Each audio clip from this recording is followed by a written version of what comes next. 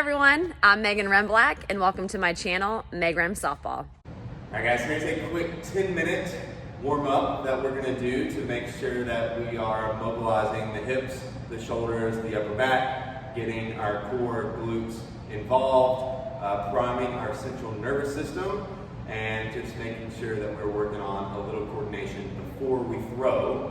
We always want to warm up to throw, not throw to warm up. All right, so the first movement, we're going to open up the hips a little bit with a 90-90 hip opener. So what you see is next, front knee is at 90 degrees, her back knee is at 90 degrees. And what she's gonna do here, she's going to rotate to the other side, trying to stay upright, and then back to this big 90 degrees on each side. Which is maybe difficult for a couple athletes that have tighter hips. That's okay, you can always put your hands down. And if you want to make this a little bit more, you can always lean into that front knee, open that hip up a little bit more if you have the mobility, maybe not. A minute should suffice here. Just take it nice and slow, no reason to move as fast as possible. All right, so now we're going to mobilize the ankles. So Meg is going to walk out to a high plank. From here, just make sure the wrists, shoulders, elbows are stacked. She's going to take her right foot outside of her right hand, and then she's going to work that front ankle back and forth. As long as that front ankle is on the ground, that back knee is off the ground. She'll stay here for about 10 seconds, and then she's going to switch to the other side. So she replaces her foot, her left foot goes outside of her left hand. She's working it forwards and back. You can make some small hip circles if you need to. Just keeping your midsection braced, engaged the entire time here. 10 seconds on each side. Work that up to a minute. You're done. All right, we're going to take it into some thoracic openers, mobilize upper, mid, back. So Meg's going to fold out to a tabletop position with her knees on the ground. So her knees and her hips are stacked. Shoulders, elbows, wrists are stacked as well. So from here, she's going to take her right hand, right up behind her left hand, getting as close to the ground as she can. And she's going to take that right hand all the way up to the ceiling, getting as much rotation as she can, making sure she's exhaling at the top. And she's just going to repeat that. You can do a couple, 5 to 10 on each side, and then she's going to switch to the other side. She's going to reach as far as she can, and then reach as far as she can at the top.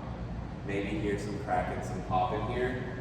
This is going to help a ton for some of those throwing mechanics later on. All right, so we're going to mobilize upper back a little bit more before we start the throw. So we're going to go through some Ys and some Ts with a static hold at the top. So Meg's going to lay all the way prone onto the ground. Her thumbs are going to be up, and from here she's going to do 3 Ys and with a 5-second hold at the top. So getting as far as she can up, 5-second hold, all the way back to the ground. Relax. She'll go back up, 5-second hold. You do that 3 times. Then she's going to go out to a T position with her arms by her side. She's going to do the same thing. Thumbs up towards the ceiling. 5-second hold at the top. Making sure you're breathing. Trying to keep your midsection braced as much as you can. She's going to repeat that. And you can go through this a few times, as much as you need to. A minute and a half should suffice you here. Here we're going to go through some shoulder taps out of a plank position to get the midsection really engaged. So next, going to walk back out to that high plank so that her wrists, shoulders, and elbows are in line. Her midsection is going to be braced. She's going to take her right hand to her left shoulder, and it's a full 1-second pause before she replaces it. Then her left hand is going to go to her right shoulder. So notice that her hips and her shoulders are staying relatively square, right? We want to minimize rotation of the hips and the shoulders. She's actively pressing into the ground. Her midsection is braced. Meg, if you can turn to the side. Her midsection is not coming down towards the floor. So her glutes are as tight as possible. Her midsection, just like if I was to punch Meg in the stomach, she's bracing for that punch there. She's staying under control with a wide foot position. 45 seconds to a minute should suffice. All right, so we're going to start getting the glutes involved, going through some locomotion, just forward progression. and work on some rotation at the same time. So Megan's gonna take her way through a walking lunge with a rotation over her knee. She's gonna step forwards. She's gonna rotate over that front knee. She's keeping that front foot loaded, just stand tall, and then she's gonna take her other foot to move forwards. So that front foot stays on the ground the entire time. Her back knee is ideally gonna kiss the ground here. And just make your way 30 foot, turn around, go back, do that 3 to 4 times. So really focusing on keeping that front foot loaded, driving up to the ground. All right, we're gonna take it to some skipping arm circles, some skipping those. So Meg's gonna skip forward, some nice 30 to 40 foot skip with some forward arm circles here. And then on your way back, you can just take those arm circles backwards. So we're getting the heart rate up just a little bit, working on using our legs and our arms at the same time, a little bit of coordination. And then continuing to prime the central nervous system using some big explosive movements. We're going to take it to a pogo jump. So Meg is going to use her arms for momentum, and she's going to slowly progress forwards and then land soft and then drive upwards in a repetitive fashion.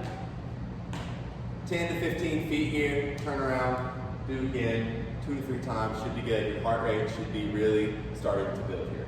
From that skip variation, we're going to take it to a power skip with rotation. So a little bit more of an explosive movement, focusing on getting a little bit higher. So as Meg skips straight up through the ceiling, she's going to drive that knee and she's going to take it to that elbow. So 15 to 20 foot forwards, take a second, 15 to 20 foot back. Really focusing on an explosive drive upwards. We're really trying to prime the central nervous here to get ready for sport. Then the last thing that we can do before we start to throw is just a sprint build, 20, 30, 40 foot sprints, making sure that you have a little bit of time in between each sprint, but we want to make sure that we are getting close to an all-out sprint right at the end of that warm-up, so that once we throw, we're still ready to go onto the field and actually play.